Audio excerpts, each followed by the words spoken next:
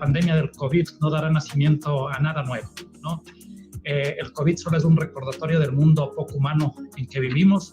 Lo que sí puede hacer, y de hecho parece estar haciendo, es un acelerador, un catalizador de lo que ya venía sucediendo.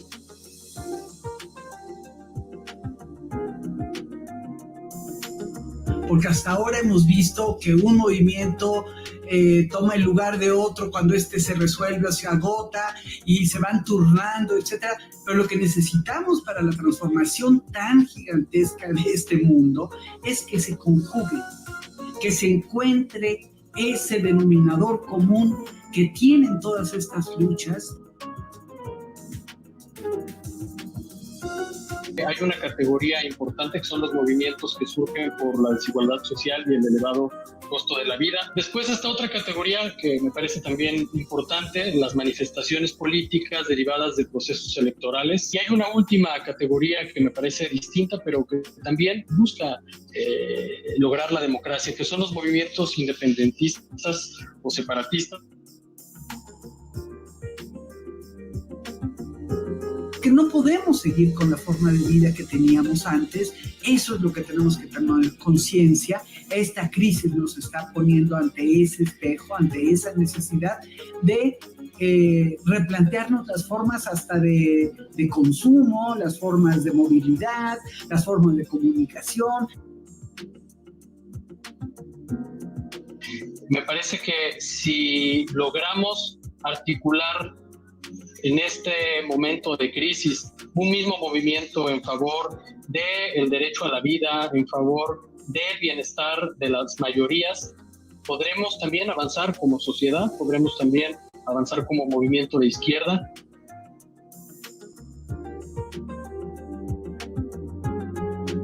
La nueva ingeniería institucional tiene que estar vinculada a la economía del cuidado no solo entre nosotros, sino también del cuidado frente a la naturaleza.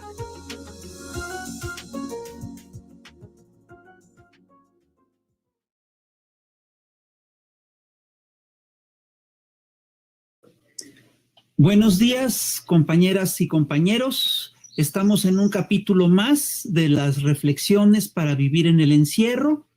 Ahora en un programa bicontinental, en un diálogo entre dos continentes.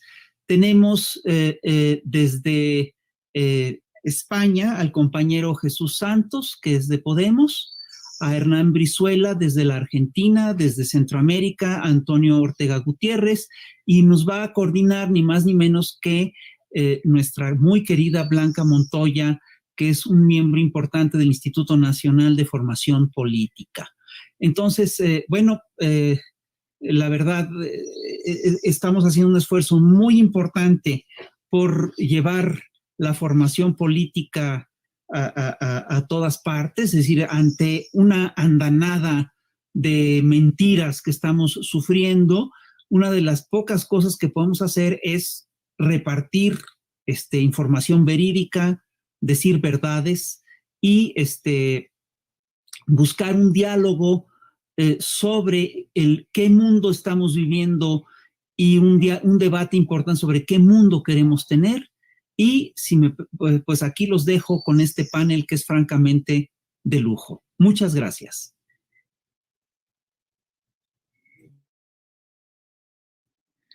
Hola a todos y a todas. Estoy muy contenta de estar con todos ustedes. Estos encuentros me parecen muy propicios para la reflexión de lo que estamos viviendo y de lo que podríamos hacer. Parece que el neoliberalismo, la forma más salvaje del capitalismo, siempre está en crisis, no acaba de salir de una cuando ya entró en otra, pero parece que ahora con la pandemia de COVID-19, pues su crisis se agrava dramáticamente y estamos con los dedos cruzados para ver si de una vez por todas truena y podemos avanzar con modelos económicos que pongan al ser humano en el centro y a la igualdad de condiciones como meta para que el 99% de esta madre tierra, incluyéndola a ella, podamos ser un poco más felices. Creo que los integrantes de este panel son personas activas que están al tanto de todo lo que está pasando y cuya exposición es muy importante para que la audiencia reflexione, recapacite, en fin. Entonces, empezaremos por Jesús Santos, que se nos une a nosotros desde España. Jesús, tengo entendido que tú has tenido que enfrentar el drama de las residencias de adultos mayores en Alcorcón y que pues tienes toda una experiencia y que ahí pues de hecho ya los pobres están pagando, ¿no? Es decir, el título de este encuentro es que los pobres no paguen, pero parece ser que ya están cobrando incluso y pagando con su vida.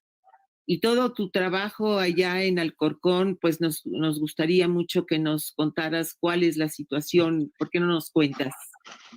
Hola, buenas. Muchas gracias a todas y a todos. Bueno, pues como has dicho, soy Jesús Santos, soy el portavoz de Podemos en la Comunidad de Madrid y teniente alcalde del municipio de Alcorcón. Bueno, lo primero también, gracias al Instituto de Formación Política de Morena. Antes hablábamos de lo importante que es la formación política y más en un momento donde hay mucha información o desinformación. Creo que estos espacios son una buena ocasión para reflexionar y sobre todo para intercambiar perspectivas y diferentes experiencias. Desde muy lejos, pero que seguro que si ponemos en el centro a la gente, si ponemos en el centro a la tierra, pues estaremos, y coincidiremos por muy alejados que estemos. Bueno, yo creo que estamos en un contexto de pandemia mundial que nos hace cada vez más importante estrechar los lazos internacionales. Cada experiencia nacional, cada experiencia regional, o como decía, yo vengo de Alcorcón, de un municipio grande de la Comunidad de Madrid, adquieren ahora un enorme valor para poder enfrentar este fenómeno que ya es un fenómeno global. Esto no es un problema de un gobierno, no es un problema de un gobierno de España, del gobierno de Italia o del gobierno de China, es un problema mundial, a nivel mundial. Y creo que en una primera fase, donde la crisis del coronavirus se puede decir que es una crisis sanitaria, ahora ya vemos cómo nos tenemos que enfrentar a la gran crisis, a una crisis de carácter económico que inevitablemente tendrá efectos políticos de calado nacional en nuestro país e internacional. Creo además que es importante la coordinación de las fuerzas progresistas e imprescindible para que podamos acercar nuestra acción, especialmente donde tenemos responsabilidades de gobierno. Es decir, aquí en España tenemos la suerte de que podemos estar en el gobierno de la nación, tenemos la suerte de que podemos estar en el gobierno de muchas comunidades, que son los grandes estados, y tenemos la suerte de que, por ejemplo, como yo, estamos gobernando en municipios, que es lo más cercano al final a la gente.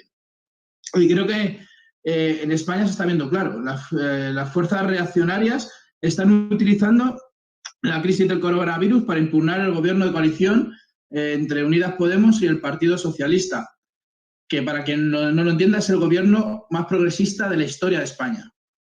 Entonces, estoy convencido de que antes o después esta va a ser la tendencia general de las fuerzas reaccionarias en todos los países, si no lo está siendo ya, que lo vemos como poco a poco se ve claramente.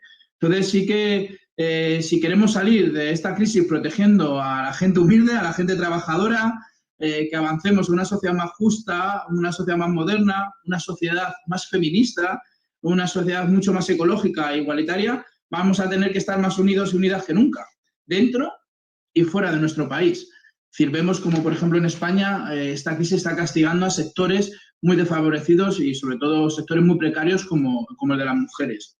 Y creo que lo que deja claro esta crisis y patente es que el sistema y el modelo neoliberal ha fracasado.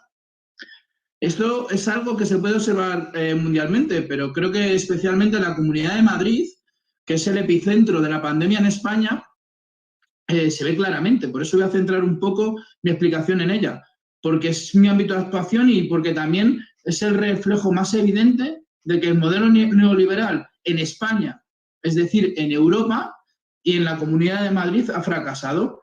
Porque, ¿qué ha pasado? Que este modelo neoliberal del Partido Popular, que es la fuerza reaccionaria de la derecha aquí en nuestro país, ha consistido siempre en desmantelar lo público para garantizar el negocio de una serie de lobbies empresariales. Y esta minoría se había acostumbrado a hacer negocio a costa de toda la ciudadanía, a costa del dinero público de todas y todos. Como decías, yo tengo funciones de gobierno en una ciudad de la Comunidad de Madrid, que es Alcorcón. Para que nos entendamos, es una ciudad de 200.000 habitantes con más o menos un presupuesto anual de de 200 millones de euros. Pero también soy el presidente dentro de esa ciudad de una de las mayores empresas públicas del país, que se encarga de la limpieza y la gestión de los residuos del municipio. Además, en esa empresa fui sindicalista, fui trabajador, yo era conductor de la basura antes de dedicarme a lo que estoy trabajando ahora, que es como concejal en el pueblo. Pues bien, he podido ver desde ambos lados cómo el modelo privatizador, el modelo promovido por la derecha, ha buscado siempre desmantelar la empresa pública. Lo he vivido cuando era trabajador y sindicalista como conductor de la basura, y lo estoy viviendo ahora cuando estamos gobernando. Porque al principio tuvimos que luchar en una empresa pública para evitar que acabaran con ella. Porque estuvimos, y ahora que me ha tocado gestionarla, estamos trabajando intensamente para reconstruirla. Porque la querían dejar en la ruina. Porque la derecha lo que nos dice es que siempre son buenos gestores. Y yo lo que digo es que son buenos gestores de la mentira. Porque los políticos de la derecha son agentes de los grandes lobbies empresariales que se infiltran en lo público para dinamitarlo y para malvenderlo. Y esto lo vemos siempre. ¿Y a cambio de qué? A cambio al final de sobresueldo, de puertas giratorias, de fundaciones o de que esas grandes empresas al final tengan sus negocios. Entonces, cuando en España se liberalizó el suelo, un puñado de empresas cercanas al poder se enriquecieron muy rápidamente con la burbuja inmobiliaria. Estos gigantes de la construcción que amasaron fortunas a costa de la especulación, a costa de echar a la gente de sus casas, a costa de saquear lo público, conseguían todos los contratos a base de prácticas corruptas. Hablo de concesiones hechas a dedo, sobrecostes, fracturas infladas, pero no se limitaron al sector de la construcción. Cuando vieron que se cayó la gran crisis de 2008, se dieron a los servicios públicos. Y en todos ellos, en todos los diferentes ámbitos, entraron. Entonces, rápidamente, en la Comunidad de Madrid, como muchos ayuntamientos, facilitaron la entrada a estos lobbies empresariales a los servicios públicos. ¿Y por qué estoy hablando de esto en una crisis del coronavirus? Y una crisis, como decía nosotros hemos tenido que gestionar el gran drama de las residencias, donde han muerto miles y miles de compatriotas ahogados en las residencias, porque uno de los sectores estratégicos en la lucha contra el coronavirus hubieran sido las residencias. ¿Qué ha pasado? Que las residencias de mayores estaban todas privatizadas, todas en manos de estos grandes lobbies empresariales. Entonces, claro, cuando lo que debía haberse una prioridad para el ciudadano, que son nuestros mayores, estos gigantes, estos lobbies empresariales, con su pata política clara de la derecha, vieron una oportunidad millonaria de negocio, pues pasa esto. Que nuestros abuelos y abuelas, que nuestros padres y madres han muerto solos en las residencias, sin médicos y literalmente ahogados. Claro, esto es un modelo.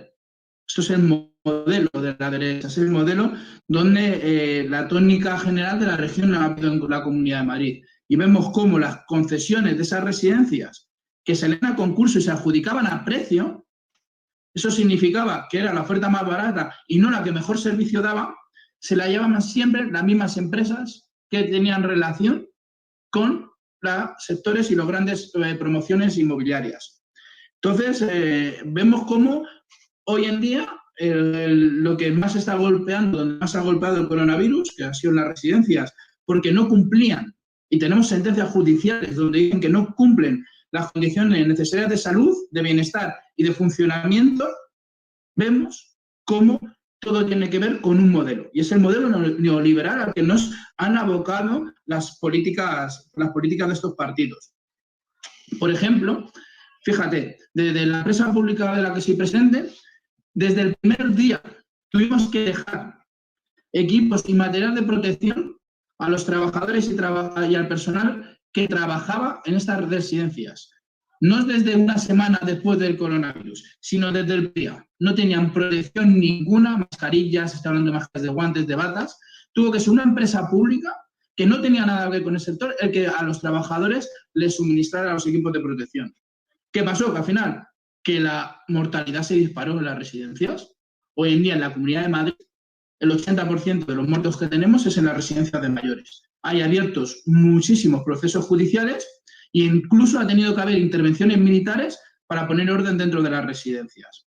Entonces creo que los negocios de ayer Los negocios que hicieron ayer las grandes lobbies empresariales con su pata política, la hemos estado pagando estos meses.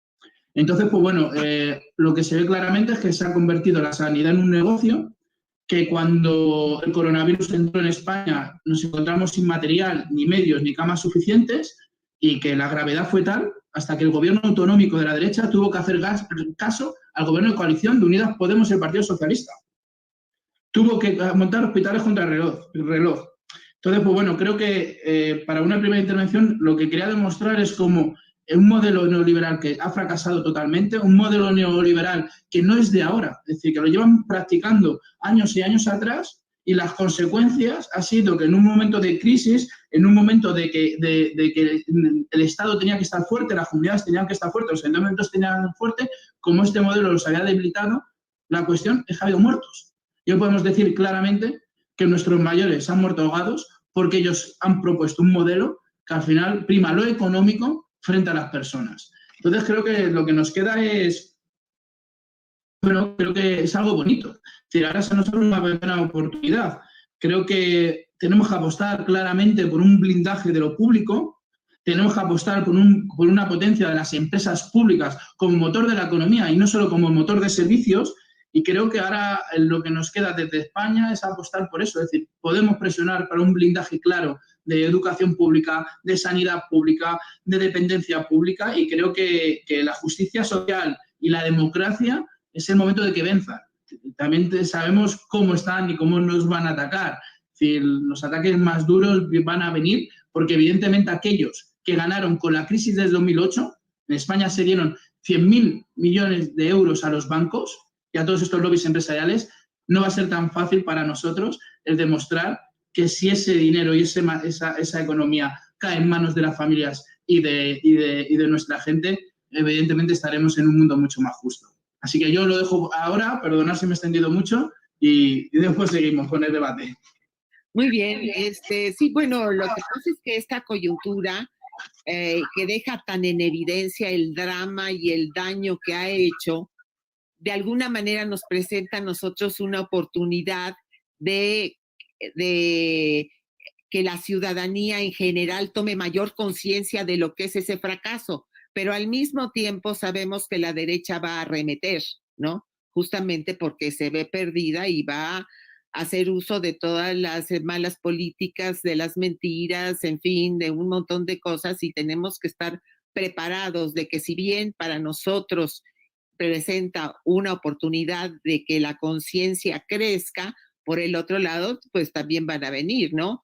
La buena noticia es que una persona como tú, un trabajador, un conductor de un autobús o de un camión de basura, ahora está gobernando con toda la conciencia, y qué bueno que yo creo que esta lucha con gentes como tú va a tener éxito. Y hablando de la arremetida que va a venir de la derecha, o que ya está presente, ya ha estado siempre. Hernán, tú como periodista y escritor de un montón de libros, ahora que Argentina también tiene la buena noticia y la fortuna de tener un nuevo gobierno y que el neoliberalismo unido a la crisis del COVID-19 ha puesto en flagrante evidencia su fracaso, ¿tú cómo ves si en Argentina la gente está tomando mayor conciencia, o si crees que los medios neoliberales volverán a engañarlos y este será el cuento de nunca acabar? Adelante. ¿Qué tal? ¿Cómo les va? Hola a todos, a todas y a todos, como decimos acá en Argentina. Bueno, ¿cuál es el punto de salida de esta charla de hoy, ¿no? Bueno, ayer a la noche, a las 18 horas, fue convocada una marcha en contra del comunismo por algunos medios de comunicación y las redes sociales. Por supuesto que ya plantear una marcha en contra del comunismo era un poco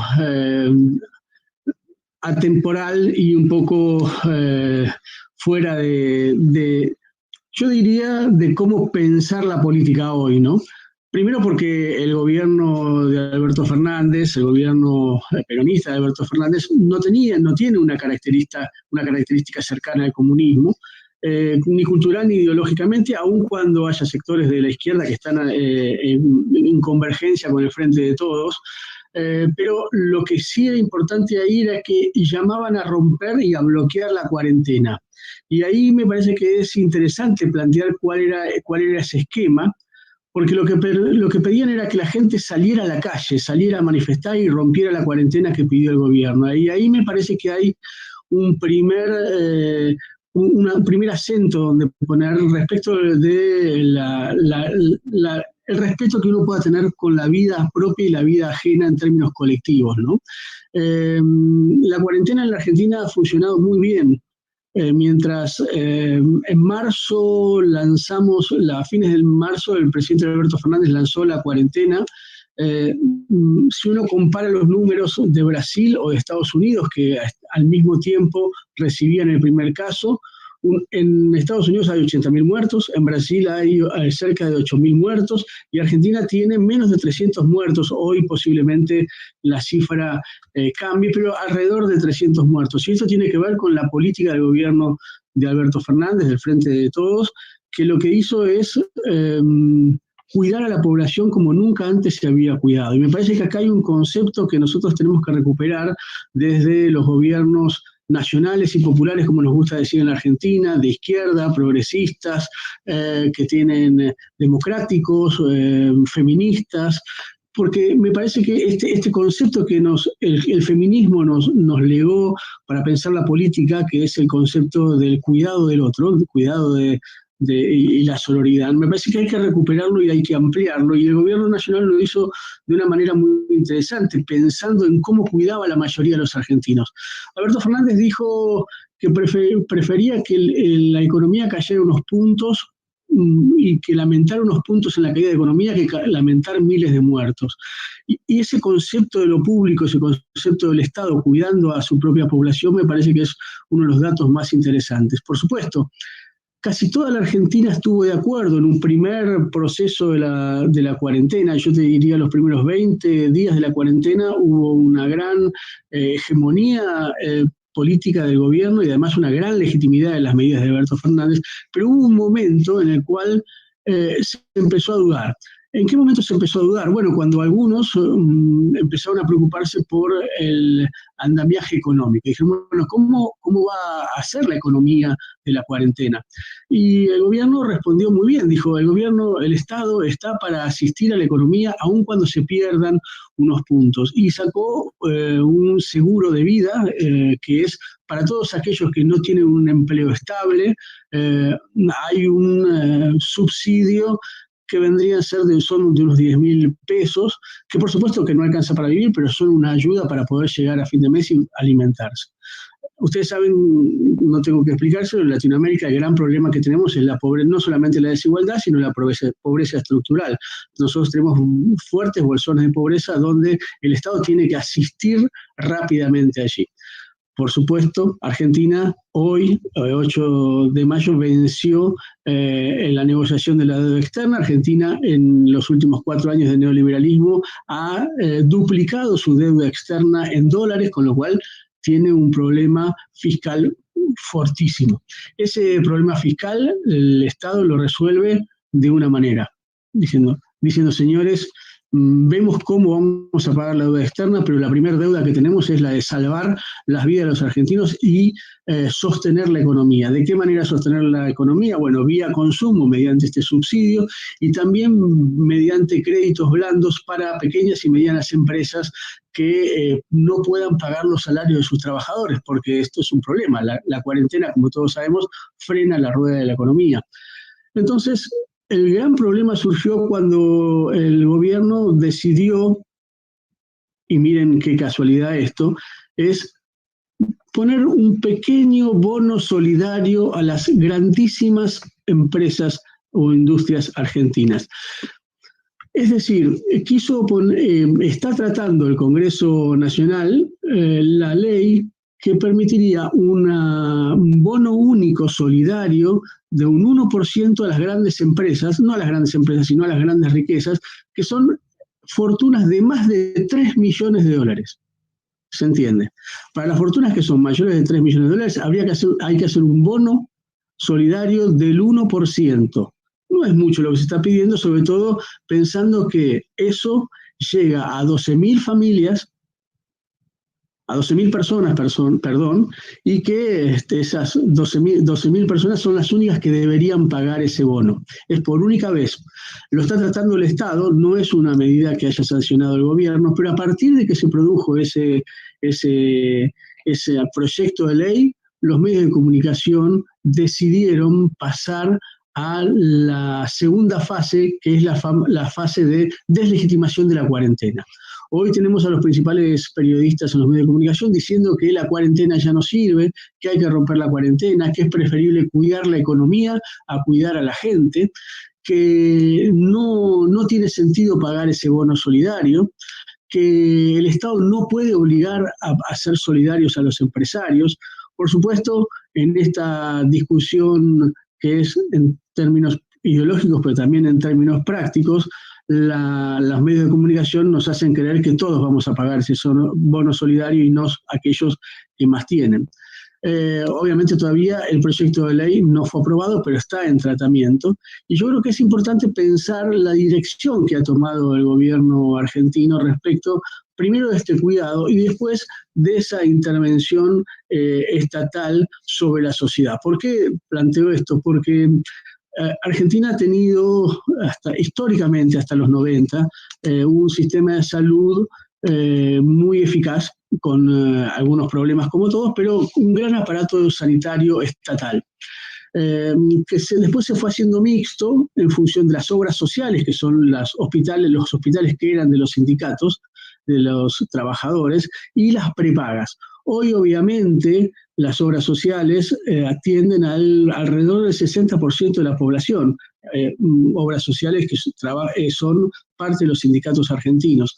Y, por supuesto, tiene un régimen mixto con algunas prepagas, pero lo que digo es el régimen sanitario argentino tiene la capacidad de responder a la demanda social o a la demanda de los sectores más pobres. Lo que hizo rápidamente el gobierno es, si no fabricar hospitales, sí poner a disposición de posibles tiendas de hospitales a los cuarteles de las Fuerzas Armadas y un gran centro de exposición que se llama Tecnópolis. Por lo tanto, el Estado se puso en función de resolver esta cuestión de la pandemia internacional. Claro, hay allí un problema importante, que es cómo responde el mundo privado, cómo responde el mercado. Y esta lógica es para mí la gran discusión. Los gobiernos en los cuales han decidido que el Estado intervenga en la economía y los gobiernos que han decidido que sea el mercado el que resuelva la pandemia. Pareciera ser que el coronavirus no distingue, por supuesto, pero sí tiene peores resultados en aquellos países que obviamente prefieren al mercado que al Estado. Y en aquellos países donde el Estado ha decidido sostener a los más desfavorecidos es donde mejores respuestas ha tenido contra el coronavirus. Sí, justamente estás contando una de las cosas a las que yo me refería, es decir, la derecha va a arremeter y va a arremeter principalmente con su mayor ejército, que son los medios de comunicación. Y entonces creo que esto de que ustedes acaban de pasar anoche con la invitación a la violencia, ¿no? Porque la invitación a la violencia de alguna manera sigue parte de la comunicación de Bersinski acerca del caos, ¿no? Es decir, hay que crear el caos, hay que crear la violencia para en un momento dado dar el giro hacia donde ellos quieren seguir prevaleciendo. Tengo entendido que Cristina sacó una ley de medios. Me gustaría que para que la próxima intervención que tengas nos cuentes de eso, porque creo que en los medios de comunicación está parte del éxito que puedan tener, influyendo en la ciudadanía para que, pues ahora sí que trabajen contra de sí mismos, ¿no? Y cómo nosotros tendríamos que incidir justamente en poder difundir la verdad y crear leyes o de alguna manera limitaciones en donde ellos no puedan estar invitando a la antología del delito, ¿no? Es decir, entonces creo que ahí hay un trabajo importante. En cuanto a Antonio, para quienes no hemos tenido la fortuna de conocer Costa Rica, Antonio, hemos encontrado consenso en que es bellísima. Sin embargo, en cuanto a la situación económica y social, por un lado nos dicen que es un paraíso, que la paz circula por todo el país, que es uno de los más democráticos y felices del mundo, que ni siquiera necesita ejército, y que el manejo del COVID, y de eso sí tenemos datos, es uno de los más exitosos del mundo. Pero por otra parte, hay otros que nos dicen que los costarricenses afrontan una pésima infraestructura vial y de transporte, un elevado déficit fiscal, que hay estancamiento en la pobreza y desempleo, que hay alza en la delincuencia y la desigualdad y profundos problemas ecológicos. Entonces, ¿por qué no nos cuentas, Antonio, cómo está Costa Rica? Bueno, un gran abrazo y un gran saludo a todas y a todos. Agradecer a Morena este espacio para profundizar la conciencia y combatir la desinformación tan tramposa, ¿verdad? Que incita al odio y a todo esto que sabemos que están viviendo los diferentes países de parte de los sectores más conservadores. Entraría diciendo como punto de partida que lo que nos ha dejado esta pandemia, no solo en Costa Rica, sino en las realidades de los diferentes países, es que hay cosas que no pueden quedar al libre mercado. Cosas importantes de la vida, como la salud, como la alimentación, como la electricidad, como el sistema de seguros. Eso no puede quedar digamos, a la intemperie del libre mercado, como nos lo han hecho creer, y así como finalizaba el compañero Hernán, lo demuestran los países que han debilitado a los estados sociales de derecho en cómo han podido combatir esta pandemia versus a los otros países que han cuidado más estos elementos básicos para que las mayorías o para tener una paz social en el país, porque no todo se refleja en números económicos, sino también la estabilidad política, social, cultural, que representa tener un país con altos desarrollos de salud, con un sistema sanitario y de seguridad social efectivos. Entonces, eso por un lado. Para hablar de Costa Rica, efectivamente, en Costa Rica, un pequeño país de Centroamérica de cerca de 5 millones de habitantes, actualmente se han dado 765 casos confirmados, 314 están activos y 445 recuperados. Decir que hay 6 muertos en Costa Rica y 18 muertos costarricenses en el extranjero. Es decir, que han muerto más personas en el extranjero costarricenses que Costa Rica. No vamos a decir que es un número que nos alienta, ni mucho menos, porque son personas, pero sí evidencian el Estado social de derecho que se ha construido en Costa Rica y en el cual me permito contextualizar rápidamente. Estas instituciones se crean o se lograron consolidar a mediados del siglo pasado, a partir de luchas del Partido Comunista en alianza con el socialcristianismo y la Iglesia Católica, posterior a una guerra civil en la que gana la tendencia socialdemócrata por medio del Partido Liberación Nacional, o más bien lo que sería después el Partido Liberación Nacional. Se mantienen muchas de estas instituciones que se lograron a partir de lucha social, a partir de mucha generosidad de los diferentes grupos políticos, se mantienen, pero también hay que decirlo, sobre todo para derrumbar ese tabú, se persigue a los que fueron derrotados, se persigue a los comunistas sobre todo, y se ilegaliza al Partido Comunista por varias décadas después. Decir es que ese Estado social de derecho, de instituciones, digamos, a la vanguardia, no solo en Latinoamérica, sino en el mundo, que dan electricidad, servicio de telefonía, la Caja Costarricense de Seguro Social, son resultado de esas luchas. Sin embargo, Costa Rica, al igual que el resto del mundo, y sobre todo en Latinoamérica, es a partir de los años 80, 90 y 2000 que ganan las tendencias, digamos, ganan el debate político, las tendencias neoliberales, estas del fin de la historia, del libre mercado, y es a partir de este debilitamiento y de gobiernos entregados a las élites económicas y a los organismos financieros que han debilitado profundamente esa institucionalidad que hemos defendido.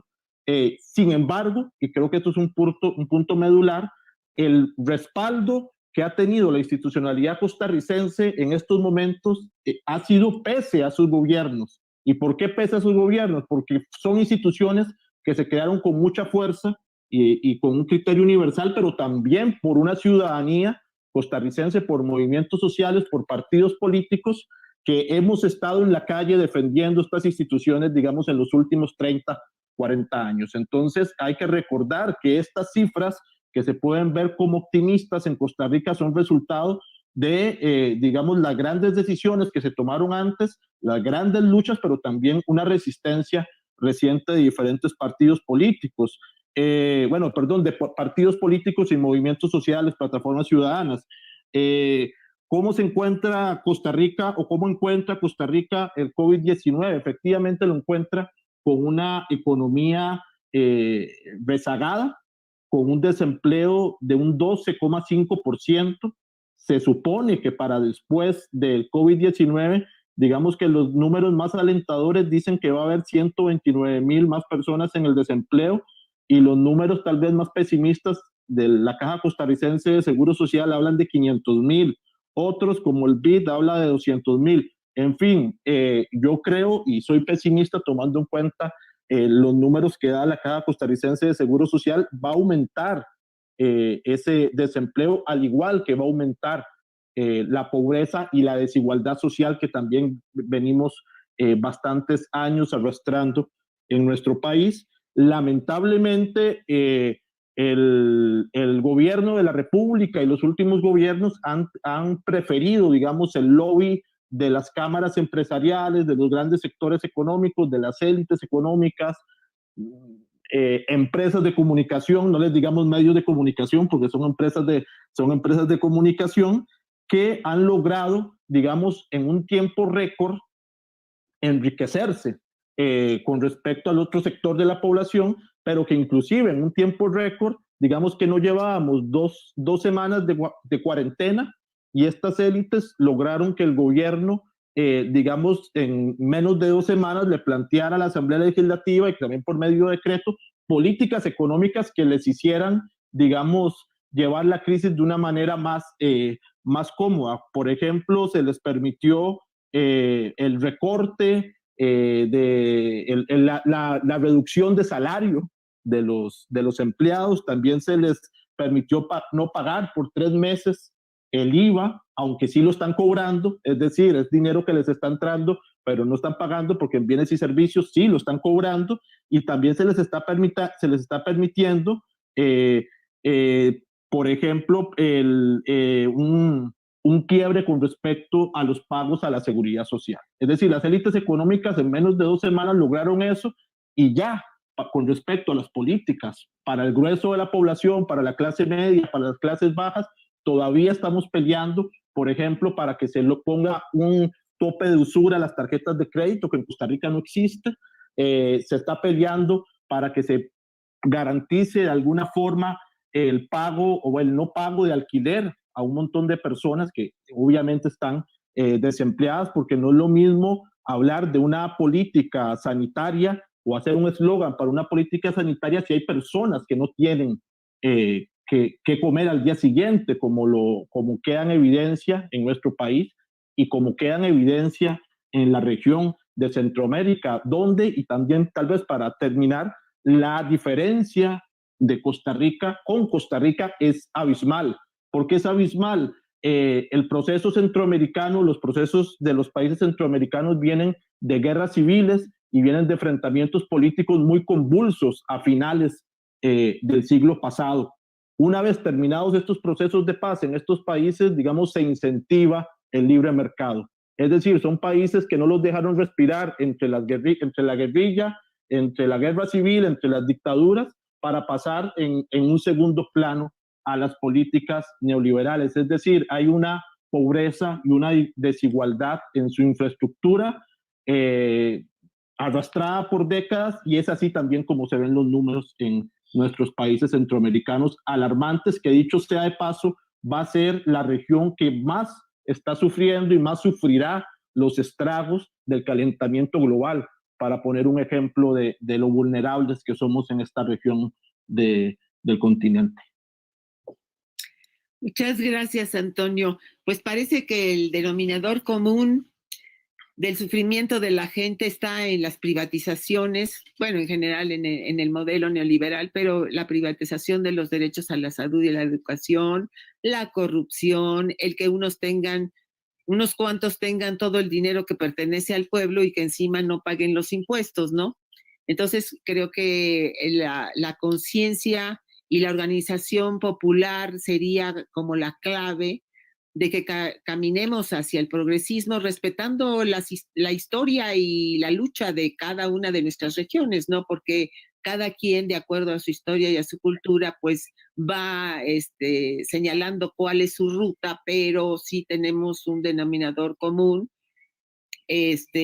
al cual tenemos que combatir, y el intercambiar estas experiencias nos permite abrir nuestro horizonte para de alguna manera tomar unos de otros modelos o ideas y ir delineando con el debido respeto entre nosotros. Entonces, la organización popular y la conciencia de la gente y la integración de todos los pueblos del mundo, de todos, es lo que va a permitir que este mundo pues se convierta en un lugar mejor para vivir. Y según lo que les he escuchado, Jesús, creo que tú podrías aportarnos mucho en cómo ves el trabajo, ahora sí que valga la redundancia, con los trabajadores, ¿no? Es decir, la lucha popular, la lucha de los trabajadores, cómo levantarla para que todos podamos ir en ese sentido. Bueno, pues yo creo que está claro, ¿no? Que los trabajadores y la gente es el principal valor que podemos tener como sociedad. Yo, claro, cuando oí hablar al compañero Hernán sobre cómo se ponían los grandes buitres financieros cuando les decían que si a partir de 3 millones de euros tenían que pagar un bono solidario, o cuando hablaba Antonio de cómo los últimos gobiernos habían favorecido a los lobbies empresariales, al final es el mismo. Vemos cómo el neoliberalismo mantiene el mismo discurso en todos los países, que es que unos pocos amasen grandes fortunas. Entonces creo que los trabajadores tenemos que pensar claramente. Es decir, ¿estamos dispuestos a inventar nuevas fórmulas para garantizar el negocio de los lobbies y de los buitres financieros que nos han machacado y que nos han empobrecido y que, por ejemplo, en este virus nos han dejado desprotegidos? ¿O queremos aprender de esta crisis y poner un modelo que blinde a las personas? Porque al final, ¿qué queremos? ¿Democracia, justicia social o mantener el modelo? Creo que es ahí. Y creo que ahí los trabajadores y por ende, los sitios de trabajo, los centros de trabajo son importantes. Es decir, creo que para España es indispensable, necesita para salir adelante la Comunidad de Madrid. Y para reconstruir la Comunidad de Madrid se debe hacer con quien trabaja, con los trabajadores, con la mano de obra de las fábricas, con los servicios públicos.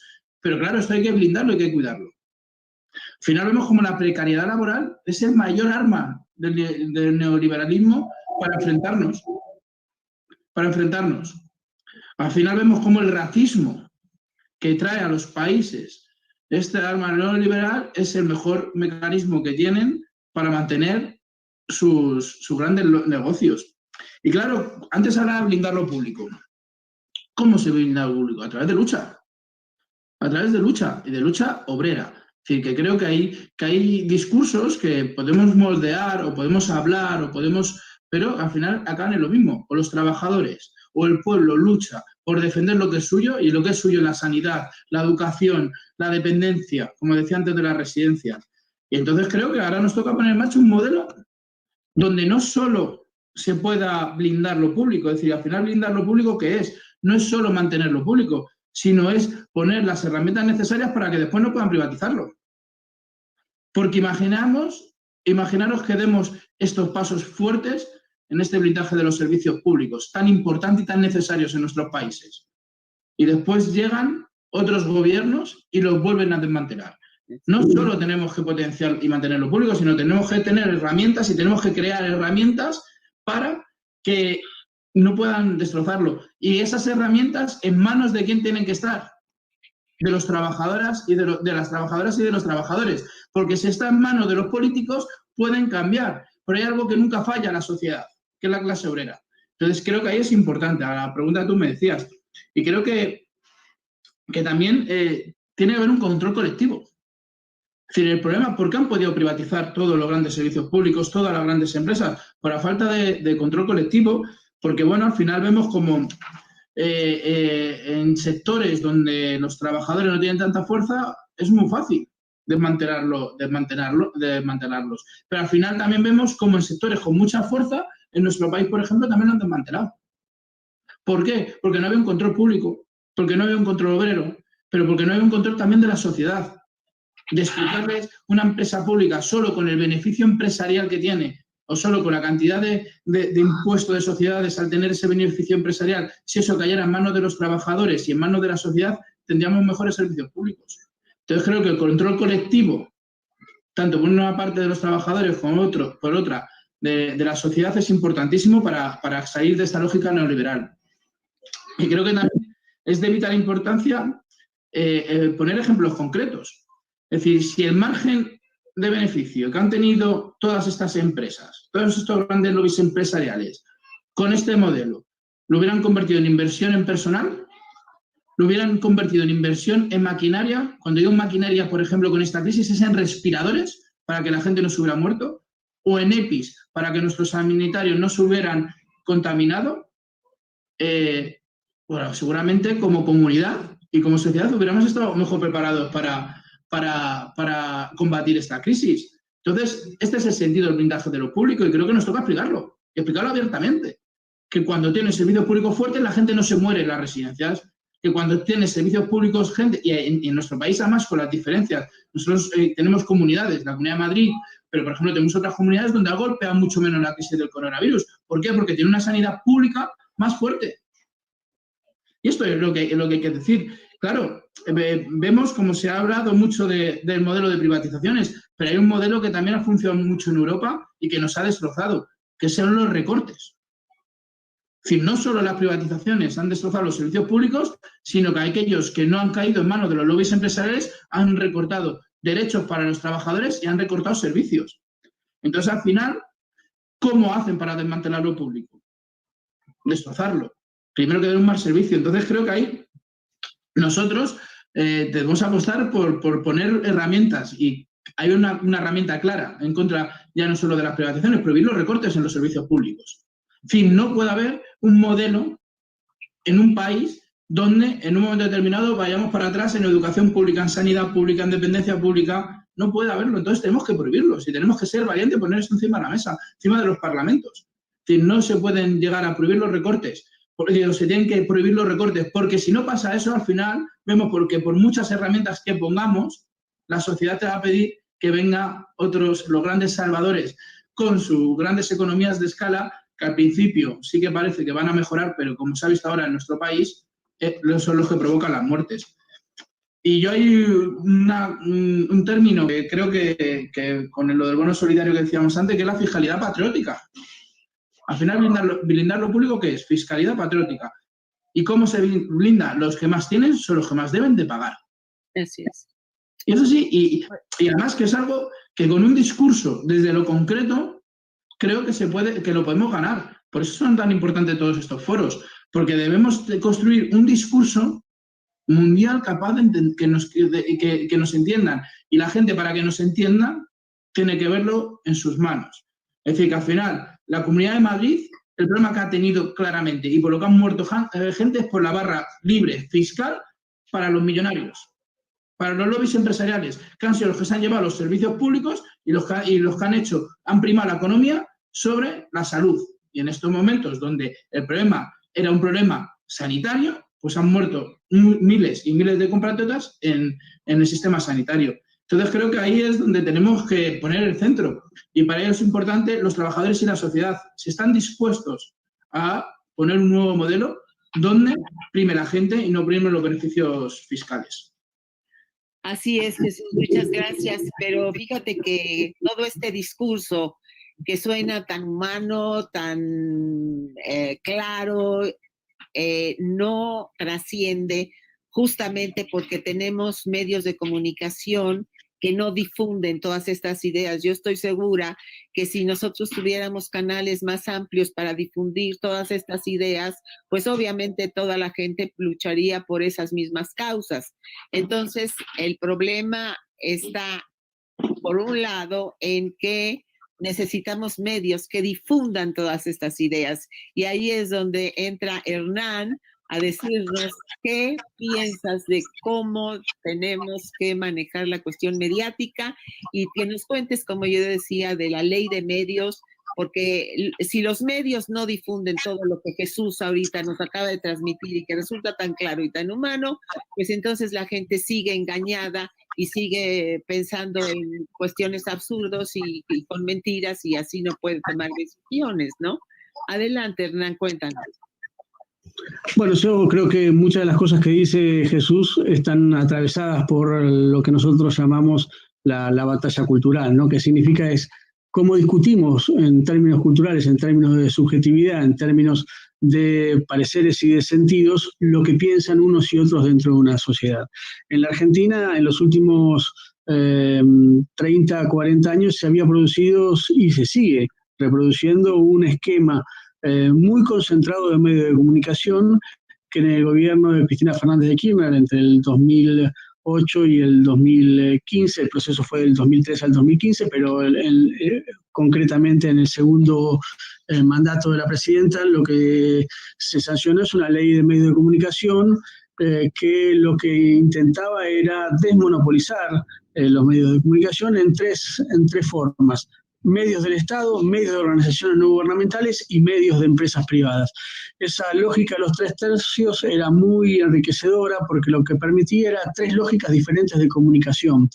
Nosotros hoy tenemos una sola lógica, que es la lógica empresarial.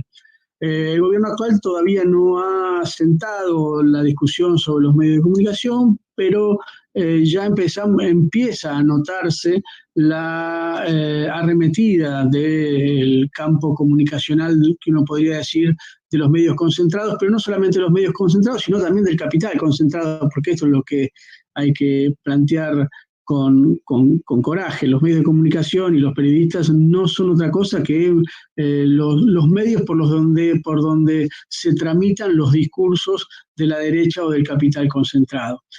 Yo creo que lo que pasó con la ley de medios fue muy sintomático. El Mauricio Macri, el gobierno neoliberal, si uno podría llamar neoliberal a un gobierno tan desastroso como ese, lo primero que hizo fue atacar la ley de medios con un decreto. Ni siquiera la ley de medios de comunicación fue aprobada por una amplia mayoría en el Congreso, en ambas cámaras, y Mauricio Macri como presidente la borró de un decreto el día 11 de diciembre, un día después de haber asumido, con lo cual sabían quirúrgicamente que destruir la desmonopolización de los medios de comunicación era ganar en el principal campo de batalla que hoy tiene el mundo, que es el mundo de la comunicación. Quien domina la comunicación hoy domina la política, y diría también que domina prácticamente las elecciones, aunque esto no se haya visto reflejado en las elecciones del 2019, porque con todos los medios a favor, el gobierno anterior perdió las elecciones porque la realidad económica fue más fuerte que los medios de comunicación. Yo creo que la salida de la pandemia del coronavirus lo que nos tiene que, de alguna manera, hacer pensar y reflexionar es sobre cómo se sale. Este parate económico, este parate comunicacional, este parate laboral también es un parate y es un reseteo, como se dice en computación, de las relaciones de fuerza y las relaciones de poder al interior y al exterior de los países. Por ejemplo, cómo se resetea el sistema internacional, cómo se resetea el capitalismo internacional, cómo se resetean las relaciones entre las grandes potencias.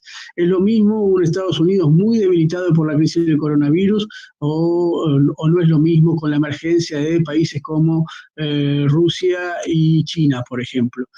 Se puede establecer un acuerdo internacional entre distintos sectores progresistas, de izquierda, nacionales y populares, como plantea Jesús, o el sistema político internacional va a ser solamente un refrescamiento de las relaciones y no un reseteo, un apagado. Creo que estas son las cosas que también hay que plantear y hay que pensar respecto de lo que vendrá, ¿no? Esta idea del reseteo también hay que pensarla hacia el interior de las fronteras y pensarlas en términos comunicacionales. ¿Podemos seguir comunicándonos la sociedad de la manera en que nos estamos comunicando o es necesario resetear las reglas de juego de la comunicación en Argentina y en el mundo? Porque no es solamente una cuestión de países, es una cuestión de empresas transnacionales y de fondos de inversión que atraviesan los medios de comunicación que nosotros creemos que son meramente locales, ¿no? Así es, Antonio. Fíjate que respecto a lo que estás diciendo, nosotros en México pues ya estamos sufriendo la arremetida mediática nacional e internacional.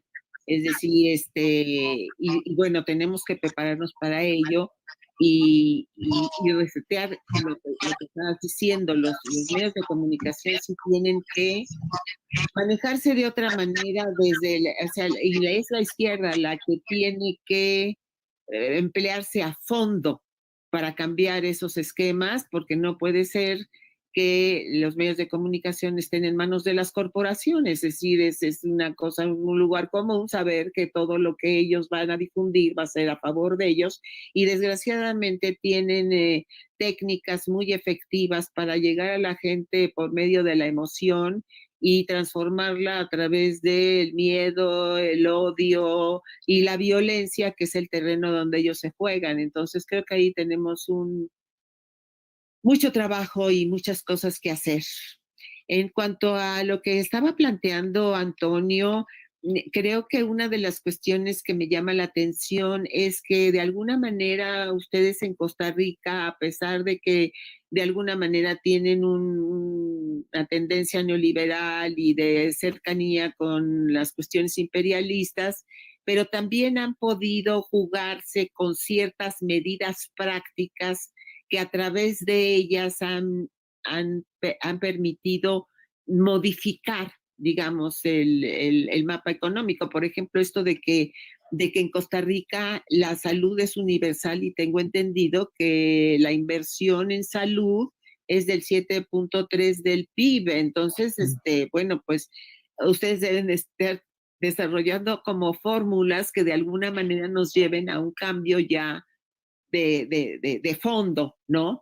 Que transforme que transforme el modelo y que establezca nuevos paradigmas. ¿Qué nos puedes decir, Antonio? Sí, esa tensión entre las políticas neoliberales, digamos, y lo que proponen las élites y las grandes empresas de comunicación con respecto al país solidario ha quedado en relieve en diferentes momentos. Hoy, en este momento, en este debate, una vez más está en el relieve en el debate público, no necesariamente con estos nombres de neoliberalismo o con estos conceptos, pero ha estado. Por ejemplo, Costa Rica en el 2007 fue a un referéndum para aprobar o desaprobar el Tratado de Libre Comercio con los Estados Unidos y digamos, Centroamérica, República Dominicana, el CAFTA, a diferencia de otros países centroamericanos, digamos que lo aprobaron en una noche en el Parlamento. A nosotros ese debate nacional nos llevó 4 años, desde el 2003 al 2007, y se solucionó vía referéndum, porque ya la población, digamos, estábamos en la calle haciendo eco de nuestra posibilidad de organizarnos. Entonces ese debate una vez más está en Costa Rica. Obviamente la biografía de millones de costarricenses están alrededor de estas instituciones de sanidad, de recursos. Sin embargo, muchas veces, y a propósito de como iniciaba este foro de la comunicación y de la formación política, muchas veces no somos conscientes como país de que estas características o estos derechos, esta solidaridad que se mueve en algunos aspectos no es el común determinador en otros lugares de la región. Entonces, eso obviamente ha logrado que políticas neoliberales, que gobiernos de corte, digamos, manejados por estas élites económicas puedan triunfar con discursos tramposos. Entonces, eso está en relieve en Costa Rica y sin embargo, aún así podemos, y también con una minoría, porque ahorita la izquierda y las fuerzas progresistas son minoritarias en el país, aún así podemos llevar y, digamos, jugar con esa realidad nacional o esa idiosincrasia costarricense a nuestro favor. Decirles también, a propósito de lo que estaba diciendo el compañero Jesús del movimiento obrero, que efectivamente el día después de este COVID-19, digamos, va a ser referente o va a ser determinante.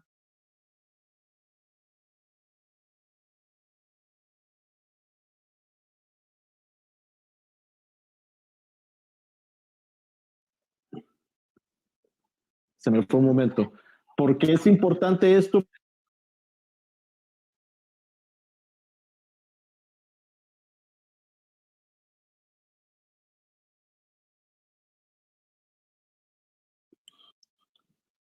Volvió.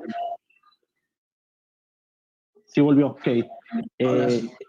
Es importante el fortalecimiento de los movimientos sociales para no creer o para no caer, digamos, en la ilusión que el Estado, por medio de las reformas, por medio de la gestión política, aunque sea de gobiernos de izquierda o gobiernos progresistas, van a resolver la situación de nuestros países. Es evidente que podría ser una trampa si estamos dando toda esa responsabilidad o todo ese poder al Estado, que ya por naturaleza o por su propia condición está cargado de contradicciones con respecto. Entonces es muy importante ese brazo de los movimientos solidarios, de las plataformas ciudadanas e inclusive en los países donde están gobernando, digamos, o donde hay un gobierno de izquierda progresista con políticas, digamos, hacia la universalización de los derechos fundamentales. Entonces creo que eso vendría a ser, digamos, el motor también que